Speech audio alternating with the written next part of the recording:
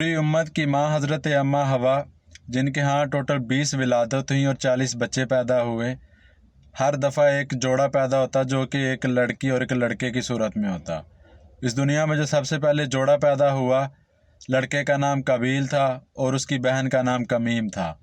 اللہ تعالیٰ نے حضرت آدم علیہ السلام کو ان کا نبی مقرر کیا اور فرمایا کہ ان کو علم سکھایا جائے۔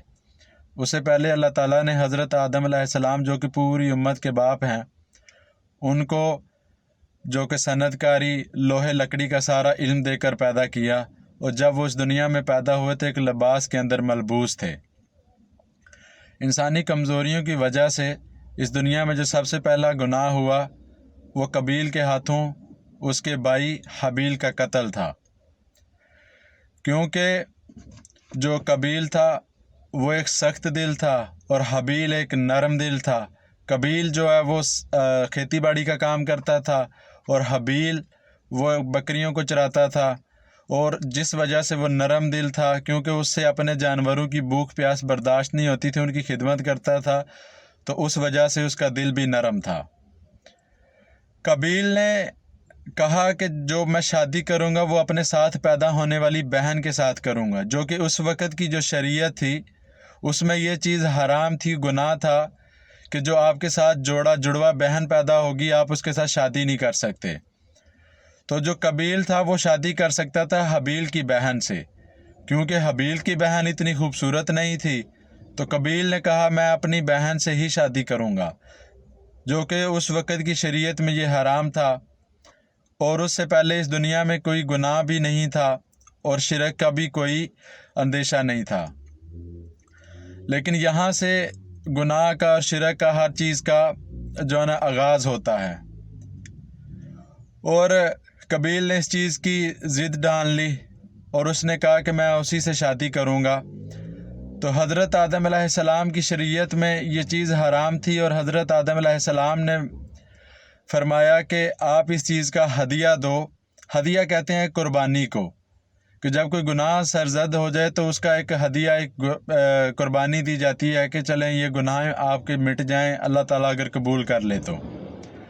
اس وقت کا جو آپ گناہ کرتے تھے جو کو ہدیہ دیا جاتا تھا یا قربانی دی جاتی تھی، تو وہ قبول ہوئی ہے یا نہیں ہوئی وہ اسی ٹائم پتہ چل جاتا تھا۔ تو ایک قربانی کی جگہ فکس کی گئی، تو دونوں اپنی اپنی پسند کی چیزیں لے کے آئیں جو کہ لا کے ادھر رکھنی تھی، اور ایک دن وہاں پہ رکھی جاتی اس دور میں اور پتہ چل جاتا کہ وہ قبول ہوئی ہے کہ نہیں۔ وہ پتہ کیسے چلتا تھا؟ اب قابیل نے اپنے جو ہے نا کھیتوں میں سے ایک غلہ لے کے آیا، وہ لا کے اس نے اس قربانی کی جگہ پہ رکھا۔ حابیل چونکہ وہ بکریاں چراتا تھا، اس نے خوبصورت سی بکری کوئی بھی جانور لا کے وہاں پہ رکھا، ادھر ایک دن رکھ دیا جاتا، اور آسمان سے ایک آگ آتی جو کہ آ کے اس چیز کو راکھ کر دیتی، جلا دیتی۔ اگر تو وہ جل جاتی اور راکھ ہو جاتی صحیح طرح، تو اس کا یہ مطلب ہے کہ وہ قربانی قبول ہو گئی ہے۔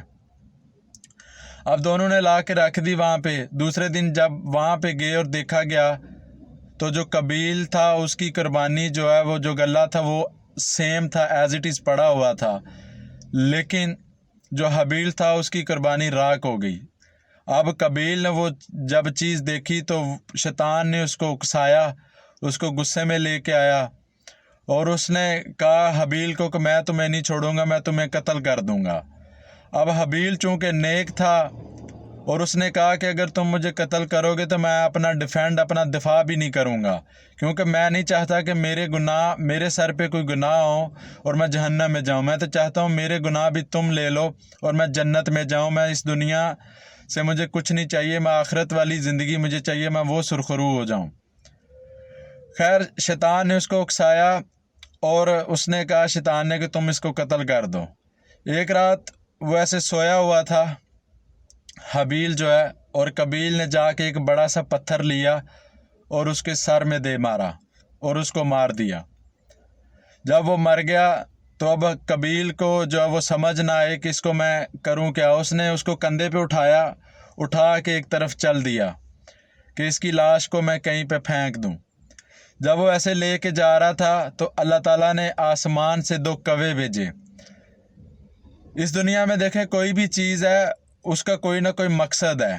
اب کوے کو ہم سمجھتے ہیں کہ پتہ نہیں اس نے کیا اس کا مقصد ہے اس دنیا میں، کیا کام ہے، لیکن اس دور میں اللہ تعالیٰ نے ان کو پیدا کیا اور وہ کوے جب آسمان سے آئے تو وہ دونوں آپس میں لڑ رہے تھے. دونوں لڑتے لڑتے ایک کوے نے دوسرے کوے کو مار دیا. جب وہ دوسرا کوا مر گیا تو اس نے اس کو مٹی کے اندر ایک گڑھا کھودنا شروع کر دیا اور کھود کے اس کو گڑھے کے اندر اس کو دفن کر دیا دوسرے کوے نے. یہ سارا منظر جو ہے قبیل دیکھ رہا تھا. اب قبیل کو بھی یہ ساری شرارت سوجی، اور شرارت نہیں ہے، سوچ آئی کہ میں بھی اس طرح ہی کرتا ہوں، کیونکہ اس نے بھی اپنے ساتھی کو مارا، اس نے بھی اپنے ساتھی کو مارا، اور اس نے اسی طرح ایک گڑھا کھودنا شروع کیا اور اس گڑھے کے اندر اس کو دفن کر دیا اپنے بھائی کو. کیونکہ اس سے پہلے نہ تو دنیا میں کوئی گناہ سرزد ہوا تھا اور نہ ہی اس سے پہلے کوئی دفن کیا گیا تھا، نہ کوئی مرا تھا کہ کس طرح دفن کیا جائے. تو یہ انسانی زندگی کا آغاز تھا. اس طرح اس نے اس کو دفن کر دیا. اور کوے چونکہ وہ لڑ رہے تھے ایک دوسرے سے کہ وہ دوسرا کوا چاہ رہا تھا کہ میں اس کو کھاؤں، دوسرا چاہ رہا تھا میں اس کو کھاؤں. اٹ مینس کہ اگر یہ دفنانے والا کام نہ ہوتا تو انسانی لاشوں کو اس طرح جانور کھاتے. قبیل جو ہے وہ کافی پریشان ہوا. وہ جب رات کو سوتا اس طرح ہوتا کہ وہ کافی سوچتا، معافیاں مانگتا کہ مجھ سے یہ گناہ سرزد ہوا، لیکن تب ہو کچھ نہیں سکتا تھا. اس طرح اس دنیا میں جو ایک پہلا قتل ہوا اور اس کی وجہ بھی عورت بنی. اور آپ نے اکثر دیکھا ہوگا کہ اکثر گھروں میں اچھا نظام چل رہا ہوتا ہے، جب عورت آتی ہے تو اس کے بعد پھر گھروں میں بھائیوں کے اندر، ماں باپ کے اندر ایک لڑائیاں جھگڑے شروع ہو جاتے ہیں. ہر چیز کو مینیج کرنا چاہیے. عورت اس دنیا کی خوبصورت بھی ہے اور فتنہ بھی ہے. عورت انسانوں کو جوڑ بھی سکتی ہے اور عورت ہی انسانوں کو لڑا بھی سکتی ہے. اور یہ واقعہ قرآن پاک میں سارا موجود ہے. اس واقعوں کو بیان کرنے کا مقصد ہی اللہ تعالیٰ کا یہ ہے کہ اس سے سیکھا جائے، کیونکہ قرآن میں واضح ہے کہ جو آیات ہیں، جو نشانیاں، وہ عقل مندوں کے لیے ہیں. عورت کے فتنے سے بچنا چاہیے جو جتنا ہو سکے، اور اس کو جتنا ہو سکے پیار کے ساتھ جو ہے نا ان کو سمجھانا چاہیے اور اپنے گھر کے معاملات کو بھی دیکھنا چاہیے. ہوپ سو کہ ویڈیو آپ کو اچھی لگی ہوگی. احتشام اعظم کو دیجیے اجازت. اپنا بہت سارا خیال رکھیے گا، دعاؤں میں یاد رکھیے گا. اللہ حافظ.